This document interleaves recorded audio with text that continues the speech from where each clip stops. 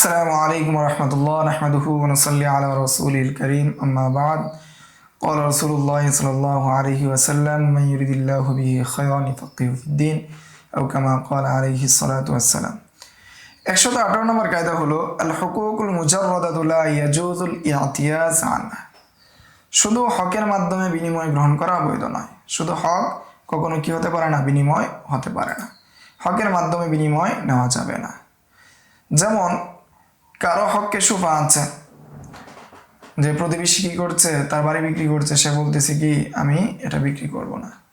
এখন যে ব্যক্তি ক্রয় করছে তার অনেক প্রয়োজন, প্রতিবেশী বাড়ি বিক্রি করছে, প্রতিবেশী বলল যে এই জমি আমি কিনবো, এটা আমার হককে সুফা আছে। এমন অবস্থায় ক্রেতা যে কিনতে যাচ্ছে সে বলতেছে তার অনেক প্রয়োজন, সে কোনো একটা কোম্পানি দাঁড় করাবে, কোনো একটা গুরুত্বপূর্ণ বিষয়ের কাজ করবে, মাদ্রাসার কাজ করবে, মসজিদের কাজ করবে। এখন ক্রেতা বলতেছে ঠিক আছে, তুমি যেহেতু দাবি করতেছো তোমার এটা, আমি তোমাকে কিছু টাকা দিয়ে দিচ্ছি, তুমি তোমার যে হক, তোমার হকের সোফা সেটাকে তুমি ছেড়ে দাও। এটার উপর যদি সুলা করে নেয় তাহলে যার সাথে সুলা করা হয়েছে সে কিছুই পাবে না, শুধু হকের বিনিময় মূল্য আসে না। এটি 118 নম্বর কায়দা আল হুকুকুল মুজাররাদা লা ইয়াজুজুল ইআতিয়াজ আনহা। শুধু হক সেটার বিনিময় হয় না। শিরনন্দার উদ্দেশ্য হলো আল আশবা ওয়ান নাযায়ের।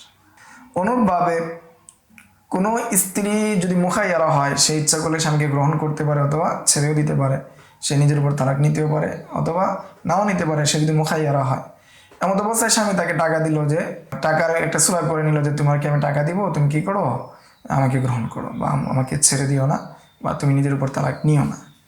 তো এমন অবস্থায় যদি এই চুক্তি করে তাহলে এই চুক্তির বিনিময়ে স্ত্রী টাকা পাবে না।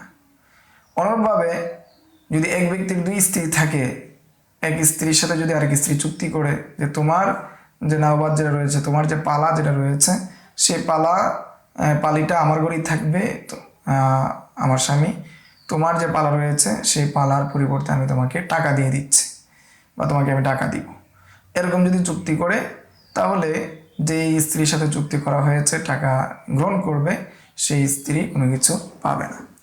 এটাই 118 নম্বর কায়দায় বলা হয়েছে আল হুকুকুল মুজাররাদাতু লা ইয়াজুজুল ইআতিয়াজ আনহা। শুধু হক যেটা রয়েছে সেটা থেকে বিনিময় গ্রহণ করা বৈধ হবে না। শিরনন্দার উদ্দেশ্য হলো আল আশবা ওয়ান নাযায়ের। 119 নম্বর কায়দা হলো আল হাক্কুল ওয়াহিদু ইয়াজুজু আন ইয়াসবুতা ফি মাহাল্লাইনে।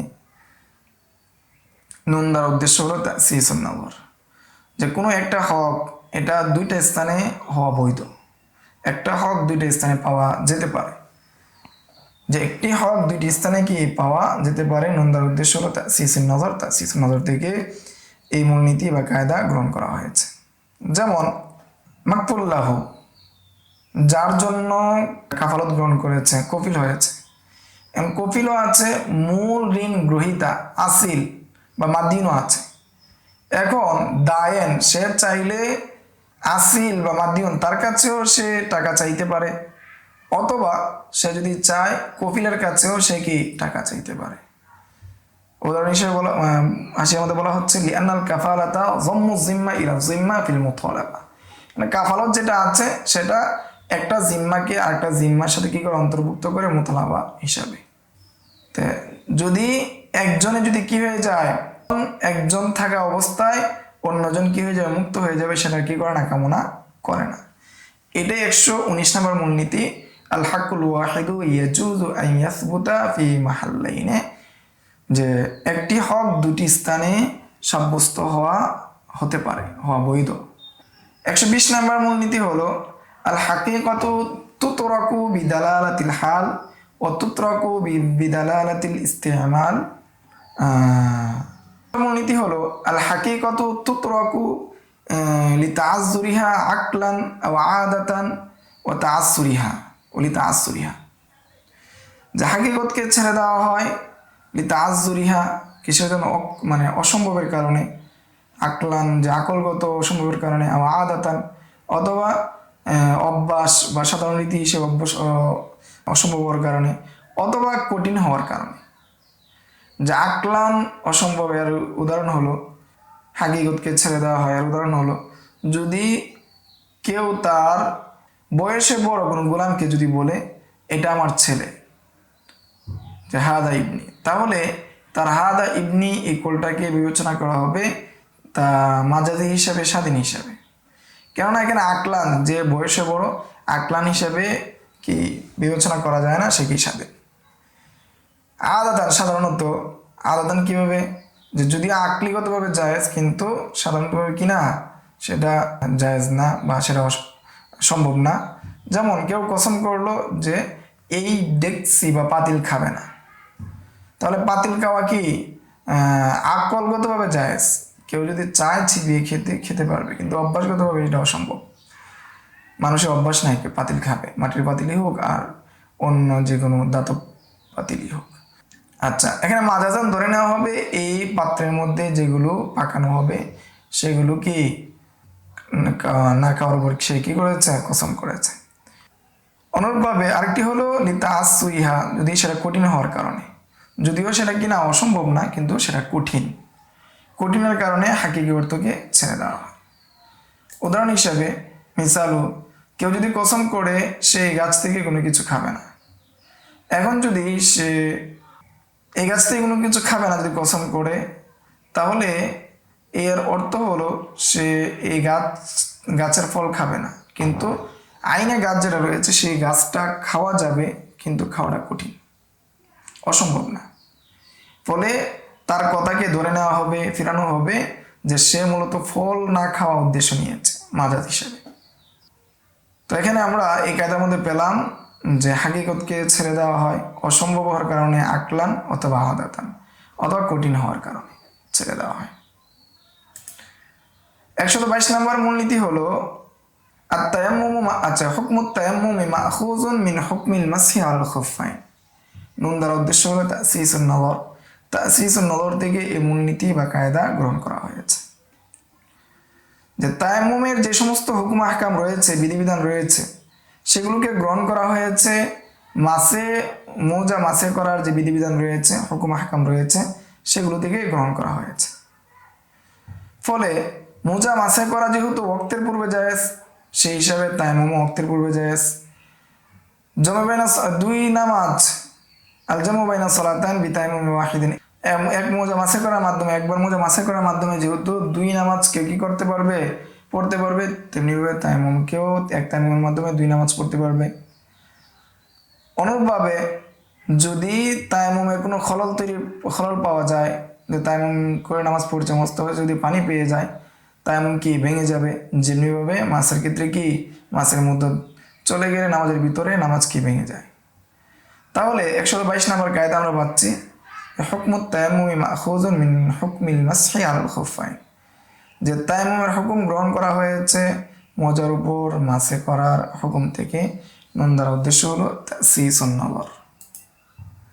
123 নম্বর কায়দা বা মূলনীতি হলো আল হাকামু কাল কাযী, সাধারণ যে গ্রাম্য বিচারক যারা রয়েছে তাদের হুকুম হলো কাজীর ন্যায়, কিছু জায়গা ব্যতীত। শিনুন দ্বারা উদ্দেশ্য হলো আল আসবাউন নাজায়ের থেকে এই কায়দা নেওয়া হয়েছে। তাই না, তাহকিম, কাউকে শাসক বানানো। বাদী বিবাদী দুইজনে মিলে যদি কাউকে কি বানায়, হাকিম বানায়, হাকিমান, যে কি করবে তাদের মধ্যে বিচার করবে। তো এই ক্ষেত্রে রুকুন হলো সে এমন সুস্পষ্ট শব্দের মাধ্যমে বিচার করবে যেটা দালালত করবে যে উভয়জন কবুল করেছে, উভয়জন গ্রহণ করেছে। এখন যদি এবং উভয়জন মেনে নিবে, যদি উভয়জন না মেনে নেয় তাহলে সেটা কি হবে না, সাধারণভাবে বিচারক বানানো কি হবে না, বৈধ হবে না। অন্যথায় সে কি করতে হবে, আবার নতুন করে আরেকজন বিচারক বানাতে হবে। তো এখানে কাজীর জন্য যে সমস্ত শর্ত সারাত রয়েছে তার মধ্যে অন্যতম শর্ত হলো সে আকেল হতে হবে, অর্থাৎ কাজী কি হতে হবে, আকেল হতে হবে। হাকিম যে হবে সে আকেল হতে হবে, হাকিম আকেল হতে হবে, স্বাধীন হওয়া শর্ত নয়। ফলে কোনো ব্যক্তি, মুকাদ্দাব ব্যক্তিকে অথবা আবদে মাহজুন অনুমতিপ্রাপ্ত গোলামকে যদি হাকাম বানানো হয় তাহলে সেটা সই হবে। অনুরূপভাবে ইসলামকেও শর্ত করা হবে না যদি জিম্মি কি বানায়, হাকাম বানায়। অনুরূপভাবে কাজীর যে সমস্ত সলাহিয়ত, যোগ্যতা থাকা জরুরি, তিনি হাকামের মধ্যেও কি এই সমস্ত সলাহিয়ত, যোগ্যতা থাকতে হবে। কাজীর শাহাদাতের অর্থাৎ সাক্ষী দেওয়ার যোগ্যতা লাগবে, তেমনিভাবে হাকামেরও লাগবে। এখন যদি কোনো গোলামকে, কোনো শিশুকে অথবা জিম্মিকে অথবা মাহদুদ ফিল কযবকে হাকাম বানায়, তাহলে এই হাকাম বিশুদ্ধ হবে না, গ্রহণযোগ্য হবে না। আর এই হাকামের যে সমস্ত শর্ত রয়েছে, যোগ্যতা রয়েছে, যখন বানাবে তখনও সেটা শর্ত, যখন বিচার করবে তখনও শর্ত। এর ক্ষেত্রে যখন এই আগুলো পাওয়া যাবে, ঠিক আছে, এই শর্তগুলো পাওয়া যাবে, সিফাতগুলো পাওয়া যাবে, তখন সেটা কি হয়ে যাবে, সে যখন বিচার করে ফেলবে তখন সেটা মানা কি হয়ে যাবে, আবশ্যক হয়ে যাবে। এই ধরনের বিচারক মানা জায়েজ হবে এবং বিচারক ফয়সালা করলে সেটা লাজিম হয়ে যাবে। এখন হাকাম যে রয়েছে তার হুকুম কাজীর মতোই, তবে 14টি জায়গা ব্যতীত, 14 জায়গায় কি করতে পারবে না হাকাম কাজী থেকে কি ভিন্ন হয়, 14 জায়গা ব্যতীত। এরপর 124 নম্বর কায়দা। 124 নম্বর কায়দা হলো হুকমুশ শাই ক্বাদ ইয়াদুরু মা খাসাইসিহি, যে কোনো জিনিসের হুকুম সেটা তার যে সমস্ত বৈশিষ্ট্য আছে সেই সমস্ত বৈশিষ্ট্যের সাথেই কি হয়, গুণায়ন হয়, অতিবাহিত হয়। নন্দার উদ্দেশ্য হলো তাসিসুন নজর। তাসিসুন নজর কিতাব থেকে এই কায়দা বা মূলনীতি নেওয়া হয়েছে। উদাহরণ হিসেবে বলা হয়েছে যে নামাজ ফাসেদ হয়ে যাবে যদি কেউ মুসহাফ দেখে, কোরআন শরীফ দেখে দেখে তেলাওয়াত করে, তাহলে নামাজ ফাসেদ হয়ে যাবে। কেননা কোরআন যদি কেউ দেখে অল্প পড়ে অথবা বেশি পড়ে, ইমাম হোক অথবা মুনফারিদ হোক অথবা উম্মি হোক, তাহলে সেটা কি হবে না, বৈধ হবে না। কেননা কোরআন শরীফ মুসহাফকে কি করা, বহন করা, সেটা দেখা, পৃষ্ঠা উল্লানো, সেটা আমলের কাছে হিসেবে কি হবে, বিবেচিত হবে। অথচ নামাজ একগ্রতার সাথে কি করতে হবে, আদায় করতে হবে, নামাজের বিশেষ বৈশিষ্ট্য। আমলের কাসিরের সাথে যদি আদায় করে তাহলে তার বৈশিষ্ট্য কি পাওয়া যাবে না। অনুরূপভাবে যে ব্যক্তি মুসহাফ থেকে বারবার দেখে দেখে পড়বে, সেটা কেমন যেন হয়ে যাবে যে বাইরে থেকে কেউ নামাজের কি দিচ্ছে, তালকিন করতেছে, সে সেটা গ্রহণ করতেছে। সেই হিসাবে নামাজের যে বিশেষ বৈশিষ্ট্য আছে সেটা পাওয়া যাচ্ছে না। অনুরূপভাবে মুসহাফের মধ্যে যে নজর দেওয়া, এটা কি মাকরু। কেননা এই ইবাদতের যে খাসায়াস, নামাজের যে খুসুসিয়ত, সেটি হলো অন্যান্য বিষয়গুলো থেকে ফারেক হয়ে শুধু আল্লাহ তাআলার দিকে কি মুতাওয়াজ্জুহ হবে। তো আল্লাহ তাআলার দিকে মুতাওয়াজ্জুহ হওয়ার ক্ষেত্রে যে সমস্ত বিষয় বাধা হয়, সেই সমস্ত বিষয় কি নামাজকে ফাসিদ করে দেবে। কিন্তু সাহাবাইন অর্থাৎ ইমাম আবু ইউসুফ এবং মাহমুদ রহমতুল্লাহি আলাইহিমা বলেন যে ফাসিদ হবে না। তাহলে 124 নম্বর কায়দা পাচ্ছি যে হুকমুশ শাই ক্বাদ ইয়াদুরু মা খাসাইসি, যে কোনো জিনিসের হুকুম সেটা গুণায়ন হয় তার বৈশিষ্ট্যের সাথে আবর্তিত হয়। মূলনীতি গ্রহণ করা হয়েছে তাসিসুন নজর থেকে। আজকের দর্স এই পর্যন্তই। আসসালামু আলাইকুম ওয়া রাহমাতুল্লাহ। يؤتي الحكمة من يشاء ومن يؤت الحكمة